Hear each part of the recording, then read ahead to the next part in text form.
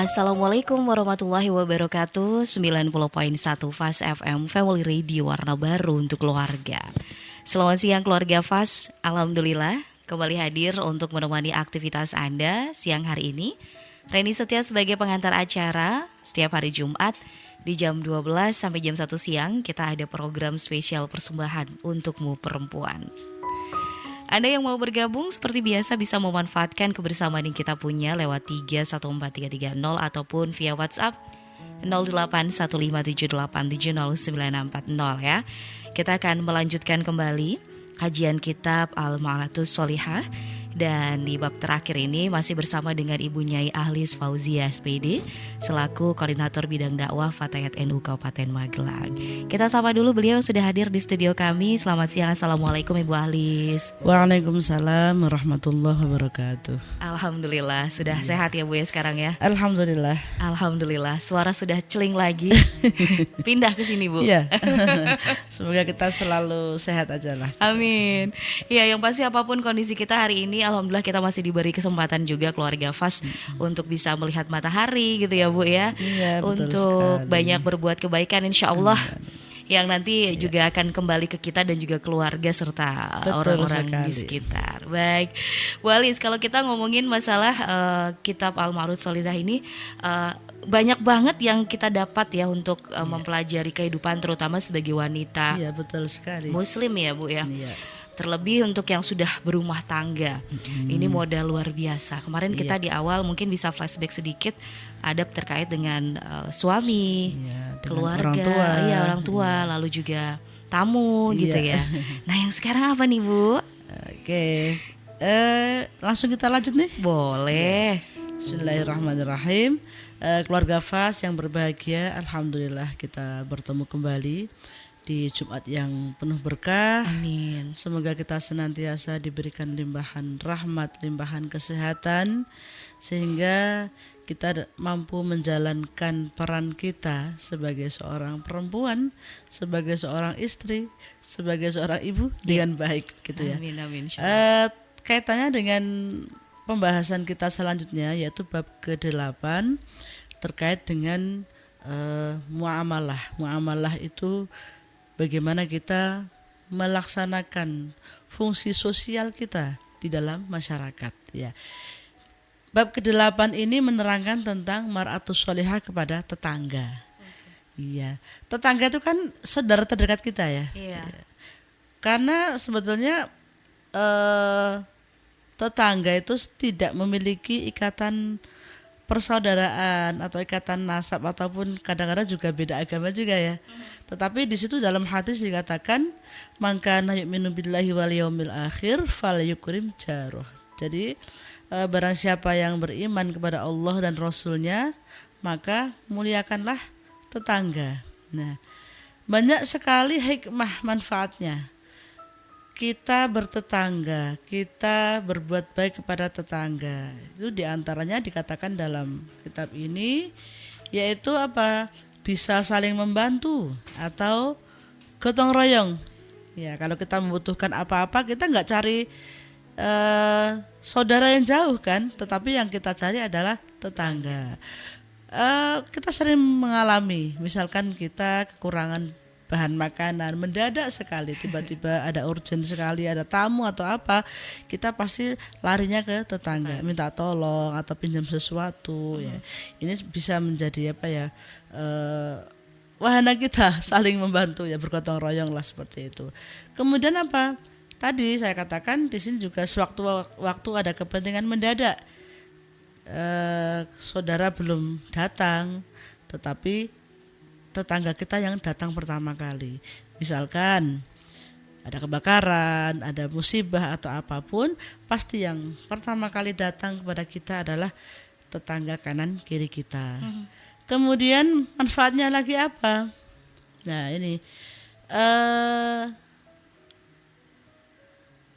aman atau tidak amannya lingkungan itu bisa tergantung dari kehidupan bertetangga kita. Benar. Ya, kualitas pertetanggaan kita ini seperti apa gitu ya. Kemudian dikatakan di sini bagaimana adab kita, tata krama kita dalam rangka bertetangga ya, Yang pertama, ketika tetangga mengalami kesusahan atau sakitnya, ini kita harus yang istilahnya gage-gage gitu ya. Cepat-cepat bersegera untuk memberikan bantuan, kemudian menjenguk. Nah, kemudian ini berikutnya dikatakan, jangan suka membicarakan atau menyebarkan aib dan keburukan tetangga. Lah ini penting sekali. Karena apa? Ada satu makalah yang menarik dari Imam Syafi'i itu mengatakan, idza rumta an tahya saliman minar rodha wa dzambuka maghfurun wa irduka shayyinun. Artinya apa? Ketika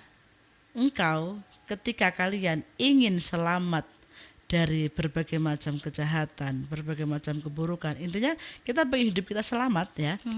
Dan wa dzambuka maghfurun, dan dosa kita diampuni oleh Allah, wa arduka shayyinun, dan kehormatan kita terjaga. Apa? Lisanuka la tadhkur bihi auratam ri'in. Jadi mulutmu jangan membicarakan aib orang lain. Wa kullukum auratun walin nasi alsinun. Karena apa? Kamu semua itu punya cacat ya.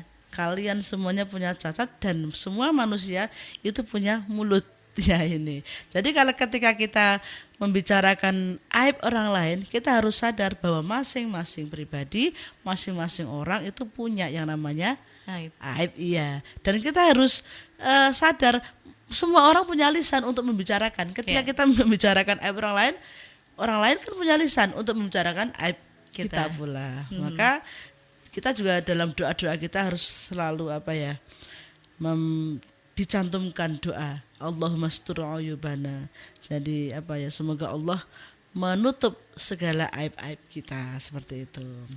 Kemudian ini dikatakan juga di sini, kalau mau berdagang, misalkan kita pengen jualan apa gitu ya, maka yang kita tawarkan pertama adalah kepada tetangga. Siapa tahu tetangga kita ini membutuhkan. Nah, kemudian lagi termasuk salah satu adab juga, kalau anak-anak ini bertengkar, ini sebagai orang tua, untuk menjaga kehidupan bertetangga kita, sebaiknya orang tua jangan ikut campur dulu. Ya, ini yang biasa terjadi sehingga nanti menimbulkan konflik yang berkepanjangan. Ketika anak-anak, kita tahu kan dunia anak-anak itu memang dunia bermain.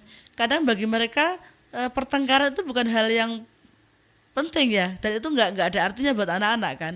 Setelah selesai ya udah kembali rukun lagi. Tetapi ketika orang tua ikut campur masuk ke dalam ranah anak-anak ya, maka yang akan terjadi adalah antara orang tua dan orang tua, tetangga dengan tetangga ini yang akan menimbulkan konflik tersendiri antar orang tua, sehingga nantinya ketika anak sudah rukun kembali, para orang tua ini belum kelar juga masalahnya. Masih gitu. Ada konflik ya? Iya, masih ada konflik berkepanjangan itu tadi. Ya, itu termasuk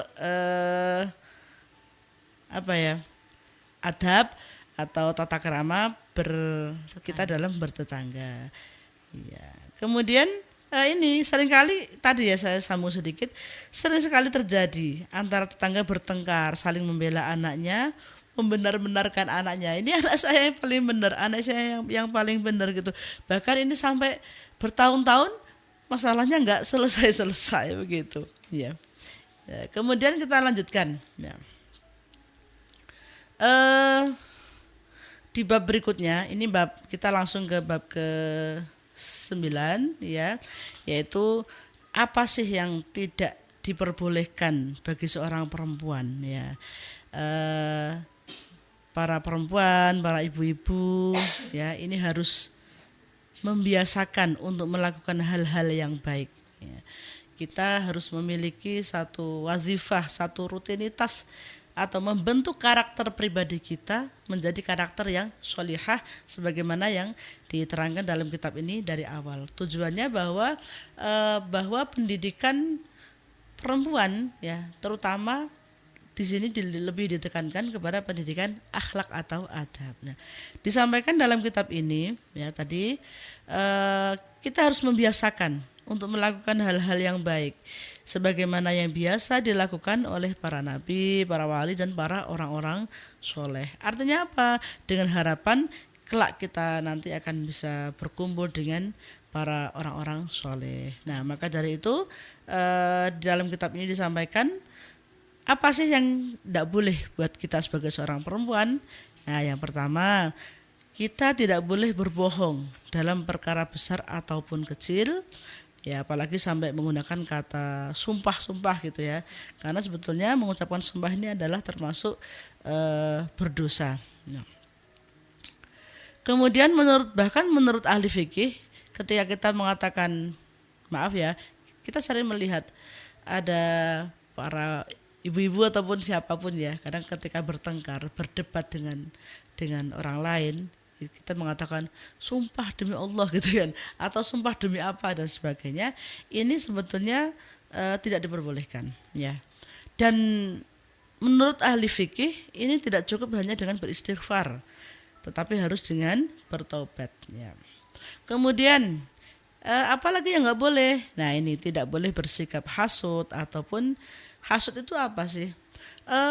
Kita mengharapkan hilangnya kenikmatan yang ada pada diri orang lain. Nah, sebetulnya ketika kita hasud, ketika kita ini memiliki sifat dengki, kita nggak rela kan kalau ada orang lain mendapatkan kebahagiaan, ya gitu. Itu namanya hasud. Ya. Kemudian yang ketiga ini, jangan mengadu domba meskipun hanya dengan satu kalimat. Bahkan dalam Ibnu Katsir mengatakan bahwa ibaratnya nguping aja kita nggak boleh ya.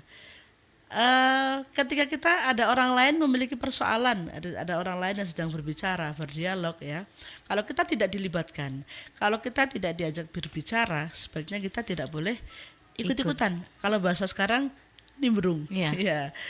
Kalau nggak nimbrung, kita sering kepo. Kepo itu kalau dulu mungkin bahasanya nguping gitu ya. Nah, kalau ngupingnya zaman sekarang kan tidak sekedar menempelkan kuping itu enggak, tetapi kita kepo dengan cara mungkin di sosmed ataupun dengan cara menggunakan media zaman sekarang seperti itu ya. Ini tidak diperbolehkan. Kemudian berikutnya, jika kita dipercaya, jangan merusak kepercayaan yang sudah diberikan. Nah, ini maksudnya adalah mari kita belajar bersikap amanah begitu. Kemudian jangan berani mengumpat memaki para suami, orang tua, mertua dan yang lain. Nah, ini sudah kita jelaskan pada bab awal ya Mbak Ren ya. Iya, ada bab tentang adab dengan orang tua, dengan adab dengan suami dan sebagainya. Kemudian, nah ini, jangan berani nusus atau berkhianat. Nah, ini mungkin menjadi pertanyaan di keluarga FAS semuanya. Sebetulnya nusus itu apa sih? Mungkin pernah mendengar ya. Nusus itu kalau bahasa diartikan adalah durhaka. Nah, nususnya seorang istri ya. Nususnya seorang istri itu apa? Dia tidak taat terhadap suami. Ya. Nah, konsekuensi hukumnya ya. Sebentar, kita terangkan kembali. Maksudnya tidak taat kepada suami apa? Ketika suami memerintahkan, memberikan ajakan yang baik, tidak berbuat maksiat, sebagai seorang istri wajib menaati. Nah, kemudian ketika seorang istri tidak taat ya, dikatakan di sini misalkan apa perbuatan nusus seorang istri, yaitu keluar rumah tanpa izin, tetapi keluarnya dengan mungkin dengan perilaku yang kurang baik. Atau mungkin kalau keluarnya kok sekedar keluar ke warung beli apa, itu ya tidak dikatakan nusus lah. Tetapi keluar yang melanggar syariat. Misalkan apa, janjian dengan pria lain dan sewu. Karena kan sekarang ini marak sekali terjadi kasus-kasus perceraian di dalam perceraian antara suami dan istri, yang mana itu dipicu oleh terjadinya hubungan yang tidak baik di luar itu. Artinya seorang istri ataupun seorang suami melakukan atau memiliki hubungan dengan laki-laki atau perempuan lain di luar pernikahan dia, seperti itu. Nah, ini juga dikatakan istri yang nusyuz. Kemudian kalau suami apakah bisa nusus. Kalau menurut Mbak Rani gimana ini? Kayaknya kan dibutuhkan kejujuran juga ya, Bu ya. Ya, apakah hanya istri yang dikatakan nusus? Tidak, suami pun juga bisa nusus. Ya. Ya. Nususnya suami itu apa? Ya, termasuk meninggalkan kewajiban-kewajibannya. Kewajiban sebagai apa? Kewajiban sebagai seorang suami. Kemudian bersikap keras terhadap istri, keras yang tidak mendidik artinya ya. Mungkin dia terlalu otoriter, kemudian maaf, dia anarkis terhadap istri, melakukan kekerasan dalam rumah tangga, kemudian tidak menggauli dengan baik, bahkan juga tidak memberikan nafkah. Baik itu nafkah batin maupun nafkah lahir seperti itu. Maka ini dikatakan bisa suami pun bisa nusus. Ya, tidak hanya istri saja yang nusus, tetapi suami juga bisa. Nah, kalau laki-laki, kalau perempuan kalau perempuan istri nusus, maka konsekuensi hukumnya adalah terputusnya hak gilir. Artinya dia tidak mendapatkan nafkah batin atau tidak mendapatkan hak untuk digauli oleh suami. Kemudian juga bisa menjadikan sebab terputusnya hak nafkah itu. Nah, ini tadi yang dikatakan istri yang nusus seperti itu. Ya. Kemudian ini lagi apa sih yang nggak boleh?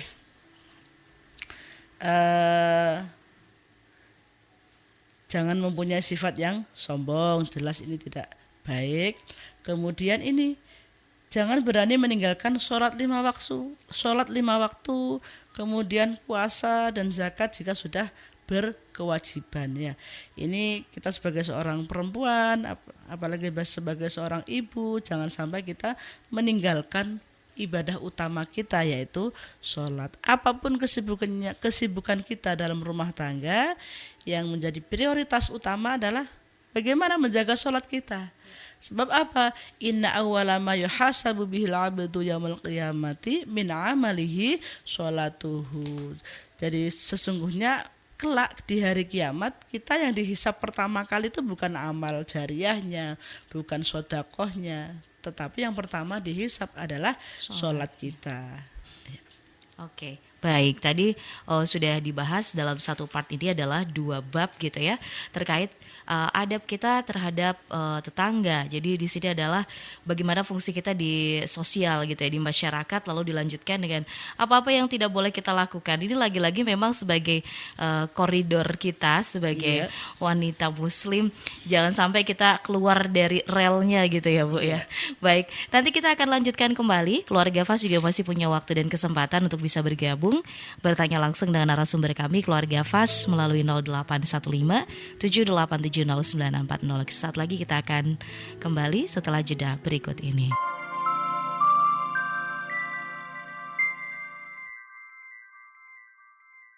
90.1 Fas FM. Untuk Anda keluarga Fas, Reni masih dalam program acara Untukmu Perempuan.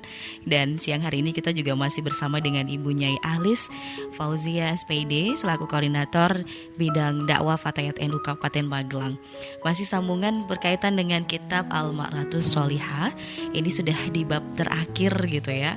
Padahal masih banyak banget hal penting yang pengen kita tanyain, tapi ya kita memberikan waktu nih untuk Bu Alis menjelaskan biar lebih lengkap lagi setelah tadi bagaimana kita harus bersikap sosial di masyarakat begitu ya. Jadi bukan hanya diri kita aja nih yang nantinya jadi baik ya Bu ya.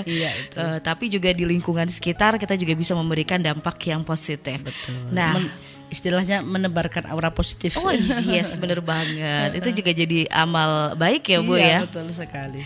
Keluarga Fas yang mau ikut bergabung juga masih ditunggu kebersamaan ya, 081578709640. Kita melanjutkan kembali bab 9 Ibu. Tadi masih ada sambungannya ya. Ya. Jadi berikutnya apa yang harus dilakukan oleh para perempuan sebagai cerminan mar'atus sholihah, cerminan wanita yang sholihah, yaitu apa? Penting sekali ini, menjaga aurat. Ya, betul. Aurat perempuan itu ya. Aurat perempuan itu harus ditutupi ya. dari rambut sampai mata kaki ini harus ditutup dengan pakaian yang sopan. Nah, lalu standar atau kriteria yang menutup aurat itu seperti apa? Nah, karena sekarang kita kan dihadapkan pada fenomena perkembangan dunia mode yang luar biasa ya. Ya. Kadang menuntut selera kita, kan selera masyarakat itu ya, sehingga banyak model-model yang justru di situ tidak mencerminkan apa ya, ketentuan secara syariat menutup aurat itu seperti apa gitu ya. Yang pertama, harus pakaian itu tidak ketat. Jelas ini, jangan menggunakan pakaian yang ketat sehingga apa, menampakkan bentuk tubuh kita ya, lekuk-lekuknya. Karena kan perempuan itu juga termasuk salah satu aurat yang harus dijaga ya. Kemudian itu ada ya yang menutup, walaupun menutup kesemuanya, tetapi dengan pakaian yang tipis. Ya, transparan sehingga memperlihatkan lagi itu. Kemudian pakaian itu tidak menyerupai dengan pakaian laki-laki. Atau bahasanya tasabuh ya, menyerupai. Misalkan seorang perempuan tetapi dia stylenya, gayanya, kemudian apalagi modelnya ini jiblek kayak orang laki-laki gitu ya, sehingga ini menyerupai laki-laki. Ataupun pakaian yang menyerupai dengan kaum tertentu, misalkan kaum Yahudi ataupun orang-orang Kristen Ortodok, mereka menggunakan pakaian ciri khas mereka. Nah, kita sebagai seorang muslimah, kita harus menampilkan ciri khas kita sebagai seorang muslimah yang baik dengan tanpa mengesampingkan persyaratan-persyaratan yang tadi. Misalkan pakai jilbab, maaf ya, kalau sekarang ada yang karena tuntutan mode kemudian pakai jilbab dengan memperlihatkan dada, sewu ya. Karena di Quran dikatakan yudnina alaihinna min jalabibihin, itu menjulurkan jilbabnya, kainnya ke dada sehingga itu menutupi area dada kita. Bagaimanapun juga area dada adalah area yang harus kita tutupi juga. Ya begitu. Karena kan ada ya yang model lehernya kick itu. Iya, lihat ya, tahu Mbak Reni ya. Atau lehernya kelihatan kayak kita pakai anduk abis itu iya, abis keramas gitu. Kemudian ada lagi juga pakaian yang longgar sih, cuma dia tinggi. Kalau nunduk kelihatan. Nah, ini juga tidak bagus, ya tidak pas ya. Kemudian lagi, apa sih yang harus dilakukan oleh seorang perempuan? Ya, di saat susah jangan menghibur hati atau mencari kesenangan dengan hal-hal yang maksiat. Mungkin karena kita sedang sedih, kita sedang galau, kita pelariannya ke hal-hal yang tidak baik. Karena kita sebagai seorang muslim diberikan tuntunan yang baik. Apa diantaranya? Ya, tombok hati itu apa? Ada 5 itu ya. Puasa, kemudian baca Al-Quran, kemudian berkumpul dengan orang-orang soleh, sholat malam atau tahajud, kemudian memperbanyak zikir. Ini adalah hiburan ya, healing kita ya. Jadi ketika kita berbicara soal perempuan juga harus healing. Nah, bayangannya sahabat-sahabat, bayangannya keluarga FAS itu mungkin healingnya kita harus ke pantai kah, ke tempat hiburan manakah? Gak usah jauh-jauh, cari alternatif termurah bahkan terbaik ya. Itu healingnya kita di mana? Healingnya baca Quran, zikir, kemudian kita datangi majelis-majelis ilmu. Ini adalah healing yang terbaik gitu ya. Me time-nya itu ya banyak hal positif lainnya. Ya, kemudian ini kita sebagai seorang perempuan jangan mengakhirkan waktu sholat ya. Ini tadi mungkin hampir sama dengan yang tadi. Oke. Itu adalah bab ke-9. Selanjutnya kita beranjak ke bab berikutnya, yaitu bagaimana sikap cerminan dari mar'atus sholihah dalam menjaga kesucian. Nah, ini tidak kalah penting sekali untuk kita ketahui dan kita fahami bersama-sama. Kita semuanya tahu bahwa kebersihan itu kan sebagian dari iman ya, maka harus benar-benar diperhatikan. Sebab apa? Kesucian ini memiliki arti yang sangat penting untuk kaum perempuan, kaum ibu-ibu, sebab banyaknya resiko. Kita ini kan setiap hari berhadapan dengan banyak hal yang berdekatan dengan najis yang dialami oleh kaum perempuan seperti haid, kemudian nifas, wiladah, kemudian berjima dengan suami, apalagi ini ketika merumat bayi ya, momong bayi, kemudian kena ompol anak, dan kemudian ini termasuk juga bagaimana cara kita perempuan mencuci pakaian. Itu Bu. Iya, karena kan pakaian itu kan yang sehari-hari kita pakai untuk keseharian, bahkan juga untuk ketika kita sholat atau beribadah. Kemudian perkakas wadah-wadah dalam di dapur, perkakas rumah tangga ini juga harus tahu bagaimana cara mensucikannya. Walaupun itu tidak terkena najis, tidak kotor, tetapi sebaiknya kita juga harus menjaga supaya apa? Nanti yang masuk ke dalam tubuh kita ini semuanya adalah hal-hal yang suci atau bersih begitu. Ya. Maka dari itu kita harus tahu, kita harus mereview kembali ingatan kita tentang bab kesucian ini. Yang pertama adalah tentang air ya. Kita tahu bahwa air suci itu seperti apa. Banyak sekali kajian-kajian fikih ya tentang air, karena bagaimanapun juga air itu adalah sumber kehidupan kita, menjadi sarana alat terbaik untuk mensucikan diri, baik mensucikan diri, mensucikan yang lainnya juga. Ini sebagai alat pensuci terbaik adalah air begitu. Maka kita harus pintar-pintar mengetahui atau memperlakukan air itu seperti apa. Ketika air itu yang kita miliki tidak kurang dari 2 kulah ya. 2 kulah itu jangan dibayangkan ada kita punya kulah 2 bak itu enggak, tetapi ini adalah ukuran yang dipersyaratkan ya dalam fikih, bahwa air itu batasan atau standarnya air 2 kulah itu adalah 60 kali 60 cm ya. Kalau kita punya bak kok tingginya 60, lebar 60, kemudian semuanya sisi-sisinya adalah 60, ini memenuhi 2 kulah. Ya. Kalau kurang dari itu airnya, maka ini kurang dari 2 kulah. Kalau kita kita hitung secara liter, begini 216 liter air itu. Nah, ketika air yang kurang dari 2 kulah ini kemasukan najis, ya, walaupun itu tidak merubah bau, warna dan rasa, maka ini tetap najis. Ya, misalkan kita punya bak kecil di dalam kamar mandi, kemudian airnya kurang dari 2 kulah, walaupun kemasukan kotoran cicak, kan kecil sekali itu, ya, itu tetap najis. Maka sebagai solusinya apa? Kalau bikin bak di rumah ya, bikin yang gede gitu ya. Dulu nanti airnya gimana? Nah, solusinya ketika kita punya bak yang kecil, maka dibuatlah ada pancuran ya. Supaya apa? Ketika kita membutuhkan air itu dengan cara mengalirkan air dan tidak memasukkan ke dalam wadah tersebut. Ya. Kemudian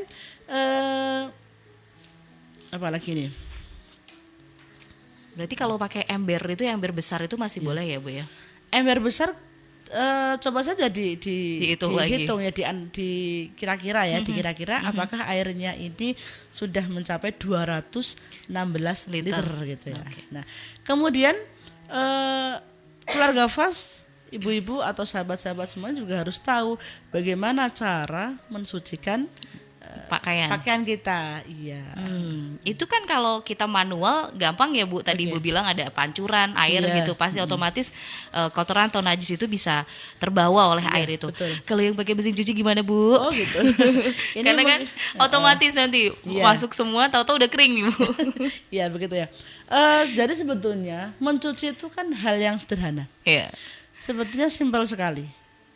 Ketika yang pertama adalah kita harus memahami tentang najis itu dulu. Iya. Najis itu ada yang najis ainiyah, kemudian najis hukmiyah ya. Najis ainiyah itu ketika najis itu ada wujudnya, ada rasanya, ada baunya, ada warnanya. Contoh pup ya. Pupnya Dedek gitu ya. Ketika pakaian itu masih ada kotoran itunya, maka harus kita buang dulu. Kita buang dulu, kita bersihkan sehingga Tidak ada masih bekas. ada, iya, tidak ada warnanya, tidak ada rasanya. Mungkinkah dijilat? Tidak ada baunya gitu Enggak, ya. yang penting mungkin itu aja lah. Kalau dijilat selagi itu membutuhkan banget, silahkan monggo dicoba. Tetapi yang penting dari rasa, dari warna, aroma itu sudah hilang. Ini berarti masih ada najis hukmiyahnya. Oke. Jadi yang pertama harus dihilangkan najisnya. Ketika masih ada najis ainiyahnya, kemudian kita celupkan ke dalam wadah, maka ini nanti semua akan menjadi najis ya. Kemudian ketika ini tadi airnya sedikit ya, baju yang tadi tidak boleh masuk ke dalam air.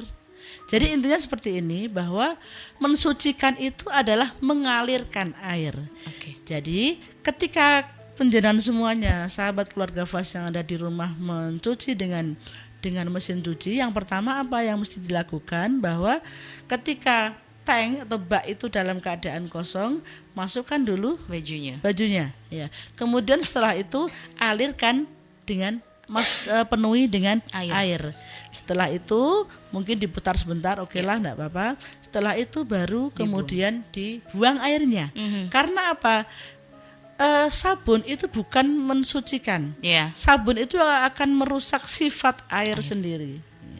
Maka jangan kok pertama kali dikasih air langsung dikasih sabun diputar, ini tidak akan mensucikan. Tetapi yang harus diperhatikan yang pertama adalah ketika ini tadi konsepnya harus dipahami, bahwa untuk mensucikan itu adalah mengalirkan air. Artinya kalau mengalirkan air, maka pakaiannya dahulu baru airnya kemudian. Airnya mendatangi, bukan pakaian yang mendatangi air. Jadi bukan baknya kita isi dengan air dulu, kemudian bajunya masuk, enggak, tetapi bajunya dulu. Ya, bajunya dulu, kemudian air yang mendatangi pakaian. Nah, kalau sudah seperti itu berarti selesai, ini sudah suci. Nah, sabun itu sifatnya hanya membersihkan, bukan mensucikan. Jadi ketika penjenengan semuanya keluarga Fas di rumah masih dengan metode mencucinya, yang pertama mungkin masuk air dulu dipenuhin, kemudian kasih sabun, kadang kasih sabun dulu, kasih sabun, diputar-putar, kemudian sudah rata, baru pakaiannya masuk diputer, kemudian selesai dibilas. Walaupun dibilas, tetapi yang pertama tadi kan belum mensucikan dulu. Benar, Bu. Iya, begitu.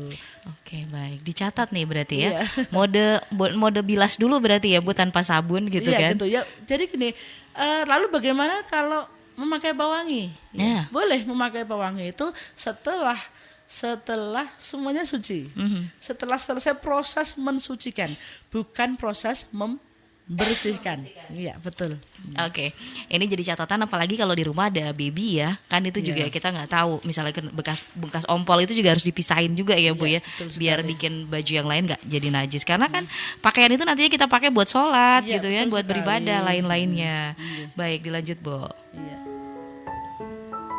Ya, tadi ya, ketika mencuci pakaian yang terkena najis dan airnya kurang dari 2 kolas, supaya air yang disiramkan ya. Mungkin saya ulang kembali, bukan pakaiannya yang masuk ke dalam tempat air, kecuali kalau memang kita nyucinya di sungai. No problem, mau celap-celup, mau dari ada najisnya, itu kita ucek-ucek di sungai, enggak apa-apa. Ataupun di kolam belumbang yang yang besar gitu ya, itu tidak masalah ya. Yang menjadi permasalahan bagaimana ketika kita mensikapi air yang tidak banyak ya. Kemudian berikutnya, nah ini lalu apa sih kotoran yang harus dicuci, yang harus dibersihkan? Nah, kotoran yang harus dicuci itu ada 3. Yang satu maknawi, kemudian yang kedua najis yang terlihat mata, kemudian yang ketiga ini kotoran biasa atau maknawi terbagi menjadi 2, ada hadas besar. Nah, mencuci hadas besar harus disiram dengan merata seluruh anggota badan, mulai dari rambut sampai kaki. Nah, ini apa? Bagi yang junub, kemudian haid, nifas, wiladah, dan meninggal. Dan mensucikannya harus dengan disiram. Kemudian kalau hadas kecil bagaimana mensucikannya? Cukup dengan berwudu dan mencuci sampai bersih yang terkena najis tersebut. Nah, sebab-sebab menanggung hadas kecil, maksudnya yang dikatakan hadas kecil itu apa saja? Yang pertama, keluarnya sesuatu dari jalan belakang, jalan depan ya, ubul atau dubul ini. Kemudian hilangnya akal, mungkin dengan gila, kemudian termasuk orang epilepsi ya, mabuk itu juga bisa menjadikan hadas kecil tadi. Kemudian ketika tidur dengan tidak tetap duduknya, maksudnya ketika kita mungkin lagi posisi duduk, pengen nggak batal gitu ya. Kalau posisinya anteng, kemudian mentapkan pantatnya ya, itu bisa. Tetapi ketika dia berubah-ubah atau mungkin maaf ya, ada yang gini, ketika nunggu waktu sholat sambil duduk, kemudian dia ngantuk, ya maaf ya, dekluk gitu kan. Ketika dia mengantuk, kemudian mengangguk-angguk, ya, otomatis posisi duduknya akan berubah. Maka ini juga membatalkan wudu juga. Kemudian menyentuh farji dengan menggunakan dalamnya telapak tangan atau telapak tangan yang batin ya, atau dalam, kalau di luar tuh enggak apa-apa. Kemudian nah ini kita harus juga tahu bagaimana apa itu najis ya. Ada najis mughaladhah. Kemudian kalau jelas ya, kalau najis mughaladhah ini terkena anjing, kemudian khinzir atau babi, gitu. Cara mensucikannya harus 7 kali dan salah satu basuhan harus dicampur dengan debu. Kemudian najis mukhaffafah ini yang paling ringan, yaitu apa? Air seni atau air kencing anak bayi laki-laki yang belum makan apa-apa kecuali ASI-nya dan usianya belum genap 2 tahun. Loh, bagaimana dengan anak perempuan? Iya, anak perempuan ketika lahir itu najisnya, air kencingnya itu sudah sama seperti ibunya. Iya, karena najisnya sudah langsung najis mutawasitoh gitu ya. Maka ini perlu dihati-hati. Nah, kalau najis mukhaffafah tadi, air kencing anak bayi laki-laki yang belum makan apa-apa, kemudian yang belum usia genap 2 tahun, mencucinya bagaimana? Cukup dengan dibasuh saja. Kemudian, nah ini contoh lagi, ketika hendak memasak, tiba-tiba anak kita pipis, kemudian BAB atau apa, kemudian si ibu membersihkan kotoran atau bahasanya boki ya, kemudian sudah cuci tangan, sudah cuci tangan tapi masih ada baunya ya, kan sering ya kita seperti itu. Bahkan untuk kita sendiri pun tidak harus menyeboki anak, tetapi untuk kita sendiri pun, nah ketika itu masih ada baunya, kadang kita nggak ngeh juga apa, habis itu kebetulan pas masak, terus lagi marut kelapa gitu ya, habis marut kelapa terus marut tangannya untuk meres santan, nah terus jadi masakan. Nah akibatnya apa? Najis, akibatnya ya semua makanan yang dia buat itu menjadi najis. Bagaimana pertanggungjawabannya ketika kita sebagai seorang perempuan sampai terjadi seperti itu? Kita juga nanggung seluruh keluarga kan, seperti itu ya. Kemudian ini yang kemudian ada najis mutawasitoh yang lain gitu. Itu maka keluarga Fas yang berbahagia, penting sekali bagi kita untuk memperhatikan sekali bagaimana menjaga kebersihan pakaian, kemudian menjaga kebersihan tempat, sehingga penting sekali bagi teman-teman, sahabat-sahabat semuanya belajar terus. Belajar, jangan pernah lelah untuk selalu belajar, terutama tentang bab toharoh seperti ini ya. Karena apa? Kuncinya sholat itu miftahul jannah as-sholatul maktubah. Kuncinya surga itu ada di sholat. Lah, wa miftahu sholah at-tuhurul kamilah, dan kuncinya sholat itu adalah sempurnanya suci, sempurnanya bersuci. Karena bersuci itu tidak melulu soal wudu saja, tetapi di situ adalah satu proses. Dimulai dari apa? Dimulai dari cara berwudunya, kemudian bagaimana dengan status airnya, apakah ini benar-benar suci, lalu bagaimana dengan pakaian kita, ketika pakaian kita tadi diproses mencucinya kurang tepat, sehingga kita nggak sadar ternyata pakaian yang kita cuci itu belum suci. Nah, bagaimana ketika itu kita pakai untuk sholat? Ya, ini menjadi satu apa ya, bahwa kekhusyuan sholat itu tidak hanya pada saat sholat saja, Benar. tetapi dimulai pada saat proses dari awal. Proses dari mana? Proses dari bersucinya. Ya, ini satu rangkaian, Ya. satu ibadah yang sangat kompleks itu adalah sholat itu. Benar. Nah, Makanya udah kita harus tahu dulu tadi yang Ibu Iya. bilang najis tuh harus tahu dulu gitu iya, ya. betul sekali. Kemudian ini masih ada tambahan pada kitab ini, itu adalah ada bab di terakhir ini ada nasihat-nasihat untuk mar'atus sholihah. Nah, ini menarik sekali. Menariknya kenapa? Nasihat-nasihat ini mungkin kalau orang tua mengatakan ini kalau dicari dalilnya di mana ya, karena kita nggak menemukan dalilnya. Tetapi ini adalah nasihat-nasihat ini kita yakin bahwa ini membawa kebaikan bagi perempuan. Ya. Misalnya apa di sini ditulis kaum perempuan nggak baik kalau duduk di tengah pintu, itu ada di situ di kitab ditulis seperti itu. Kenapa nggak baik duduk di depan pintu, duduk di pintu? Ya jelas secara etika juga kurang sopan, Iya. ya, begitu. Kemudian apa? Tidak baik seorang perempuan tidur pada waktu ba'da asyar. Nah ini jelas, ini hukumnya makruh ya. Kemudian tidak baik membiarkan rambut terurai tanpa dikucir walaupun di dalam rumah. Nah ini, kenapa seperti itu?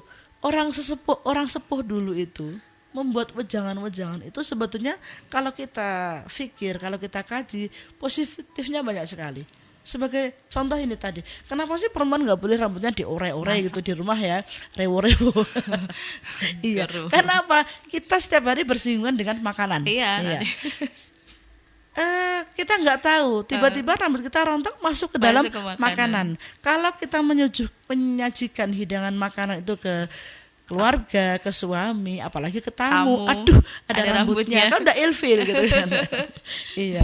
Kemudian lagi ini, jangan menjahit di waktu malam karena merusak mata, apalagi lampunya remang. Nah ini, kenapa nggak boleh? Ya iyalah, kalau malam hari mungkin ya. Lebih kalau ke keamanan ya, Iya, Bu? lebih ke keamanan, kenyamanan. Mungkin pada waktu itu lampunya belum terang banget gitu ya, masih remang-remang, bahaya sekali. Kemudian lagi ada, kalau menjahit baiknya yang dijahit dilepas dari badan. Maksudnya kalau kita lagi jahit, mungkin apa ya? Kancingnya lepas ya. Ini dilepas dulu bajunya, kemudian baru dipasang. Kan sering kita lihat gitu ya. Males nyopot Iya, gitu Bu. kan. Akhirnya Baru apa? keinget kan Bu pas dipakai. Iya, akhirnya masih dipakai tapi sambil dijahit. Ini nggak boleh. Ya secara logika mungkin gini, nanti kalau kena jarum kan juga sakit, Iya, benar bahaya banget. gitu ya. Kemudian lagi ada tidak baik mengelap keringat menggunakan pakaian yang dipakai. Ini ada ini. Padahal kita sering sering sekali seperti itu. Ya, sebetulnya kenapa sih kayak gitu nggak baik? Ya jelas nggak baik. Kok keringat itu kan kotoran, Benar. ya keluar dari tubuh kita. Ketika kita memakai baju kemudian kita untuk ngelap kotoran, sama juga kita pakai baju Yang lap. kotor, iya. Kita pakai baju lap gitu ya. Mungkin seperti itu. Kemudian sisir atau sikat gigi yang sudah rusak. Ini harus diganti, nggak boleh dipakai. Kalau dalam kitab ta'lim itu memang ada. Jadi kalau misalkan ada alat-alat dalam rumah tangga kita yang sudah nggak layak dipakai, ini nggak boleh dipakai. Bisa menjadi penyebab terjadinya kefakiran.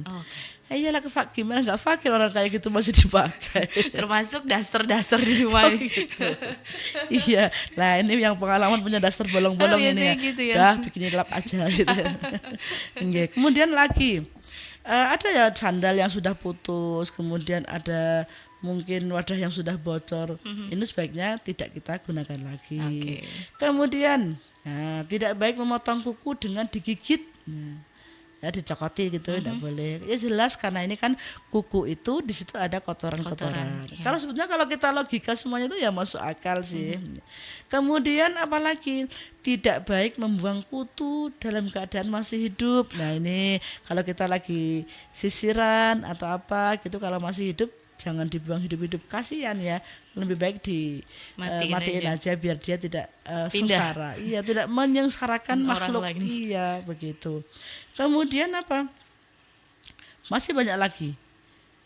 Tidak baik perempuan itu mandi dengan tidak menggunakan alas apapun. Ini sebetulnya juga bagian dari etika ya. Ketika perempuan sebaiknya ketika mandi menggunakan, kalau bahasanya sahabat mungkin telesan gitu ya, pakai telesan sehingga tidak menampakkan seluruh aurat kita walaupun itu di kamar mandi. Kemudian apalagi tidak baik memakai cincin di semua jari. Nah, atau ini jelas nanti bisa menunjukkan atau bisa mengarah ke sifat riya ya. Kemudian kancing baju yang berbeda atau selain misalkan kita aduh nggak ada kancing ini sembarangan aja itu juga kurang bagus, kecuali Mode, memang mode. Oh lah, ini untuk estetika tuh gimana Bu? Iya, okay. Iya. Karena memang banyak banget sekarang kan perkembangan gitu ya. Iya gitu. Dilihat pantasnya aja sih gitu. Ya karena gini ya, memang kita sebagai perempuan katanya dengan ini termasuk bagaimana punya tugas fungsi Rabbatul Bait. Rabbatul Bait itu adalah pengatur rumah tangga. Ya. Perempuan memiliki kewenangan ya untuk mengatur kehidupan rumah tangganya, mau mengatur suasana rumah, kemudian kira-kira barang-barang yang nggak perlu dipakai yang nggak usah disimpan, kita lewakin aja. Jadi intinya bahwa perempuan tadi fungsi dalam rumah tangganya tuh kompleks sekali, mulai dari momong sampai kepada pengatur rumah tangga. Walaupun mungkin punya asisten ya, punya pembantu rumah tangga, tetapi lebih baik semua ada di kontrolnya, itu istilahnya manajemennya tetap ada di istri. Iya. Para asisten rumah tangga ini sifatnya hanya membantu saja. Ya. Oke, baik. Ini karena memang waktunya sudah di penghujung ya Bu Alis. Semoga ini kita tangkap beberapa nasihat yang diberikan. Ini adalah lagi-lagi untuk kebaikan kita sebagai wanita muslim yang nantinya juga statusnya sebagai istri, sebagai ibu gitu ya. Dan bagaimana kita berada di tengah lingkungan masyarakat kita. Baik, terakhir mungkin closing statement Bu Alis terkait dengan kitab ini. Monggo Ibu. Pada penghujung atau khotimahnya kitab ini, di akhir kitab ini diterangkan tentang doa-doa yang sangat baik jika dibiasakan dalam kehidupan keseharian. Bukan hanya bagi perempuan saja, tetapi bagi laki-laki juga ya. Disampaikan di sini, artinya di sini penjelasannya ketika mau mengerjakan semua hal dibiasakan membaca basmalah, kemudian selesai membaca hamdalah, dan semua kalimah-kalimah thayyibah itu semua ditulis di sini. Artinya apa? Membiasakan lisan kita untuk selalu berzikir kepada Allah dalam hal apapun, terutama dalam keseharian kita di rumah tangga. Sebagai contoh yang paling mudah, perempuan atau istri ya, untuk mencapai keberkahan dalam rumah tangganya, ini juga bisa menjadi kunci utama. Semisal ketika para ibu-ibu akan masak nasi, ya, ketika mau ambil beras, baca doa, ada doanya dalam Al-Quran. Inna hadza la rizquna ma lahu min nafad.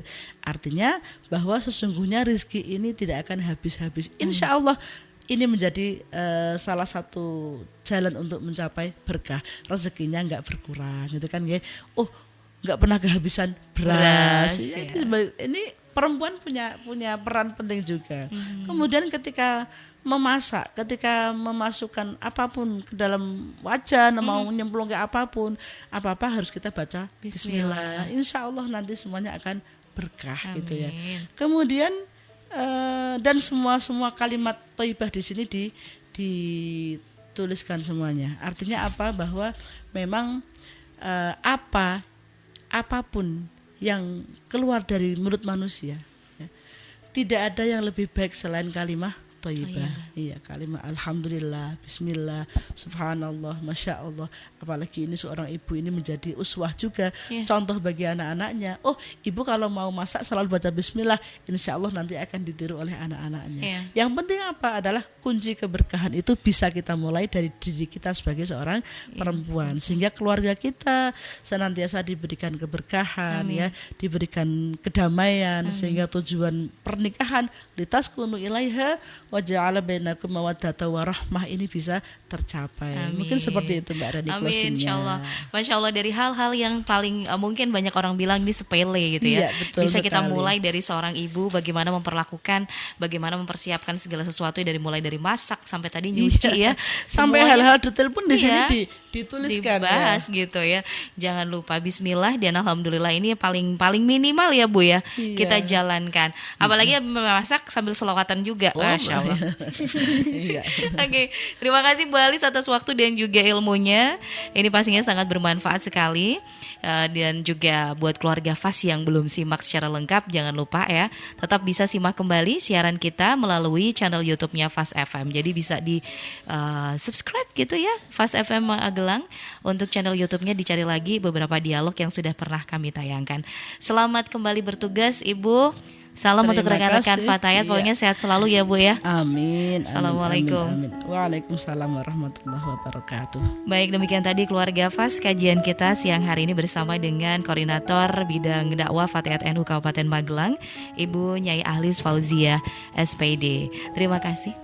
Bermanfaat Amin. untuk semuanya. Amin, insya Allah pastinya bermanfaat dan bisa kita jalankan Iya, ya Bu betul ya. sekali. Bukan hanya sekedar mengerti aja. Oke, nah ini akan closing dulu untuk program Untukmu Perempuan. Nanti kita akan kembali lagi keluarga FAS. Terima kasih. Wassalamualaikum warahmatullahi wabarakatuh.